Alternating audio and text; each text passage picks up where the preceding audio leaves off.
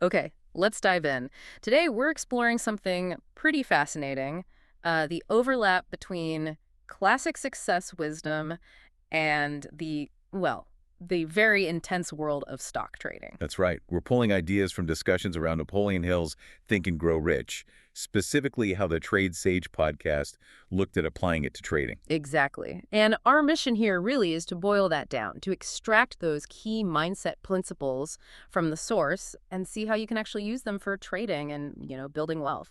It's all about translating those kind of timeless concepts into practical steps for the market today.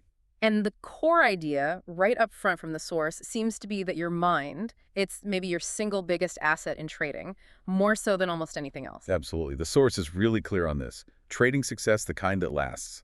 It starts inside with your mindset, clarity about what you're doing, and just sheer persistence. Especially through the rough patches, I imagine. Definitely. So let's dig into a few of the big principles highlighted.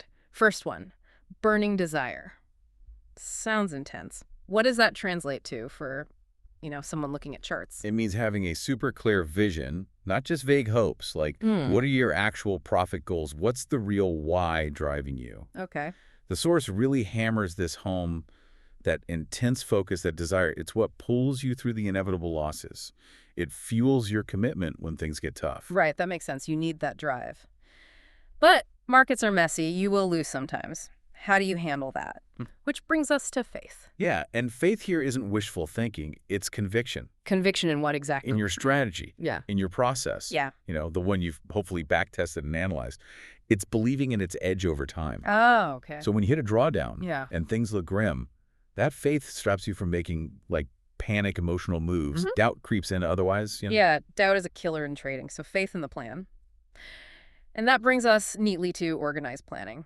The source puts a huge weight on this. Why? Because it's your roadmap. The source basically says without a solid trading plan, clear entry, exit rules, keeping a journal, back-testing, everything else falters. Desire, faith. They need structure. So the plan guides your actions, takes the emotion out. Exactly. It removes the guesswork. You plan the trade, then you trade the plan. Simple as that. But hard to stick to sometimes. It's the framework. Okay, got it. Desire, faith in the plan itself.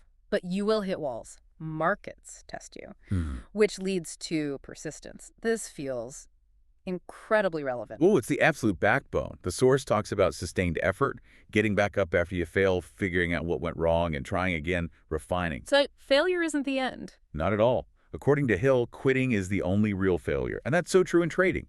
You have to show up, learn, adapt, stay in the game. Ethically, of course. It really sounds like these aren't just, abstract concepts. They're practical tools, things you need to actively cultivate to handle the mental side of trading. Precisely. Yeah. The source material makes that connection very clear. Success, wealth building in trading. It starts with the belief, clarity, that persistence.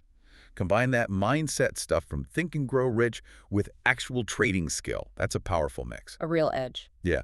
So wrapping this up, we've talked about burning desire, faith in your system, organized planning, and that crucial persistence. Here's something for you, the listener, to think about. Looking at your own trading journey, or maybe where you are in learning right now. Yeah, where could applying just one of these principles, really focusing on it, maybe make the biggest difference for you starting today?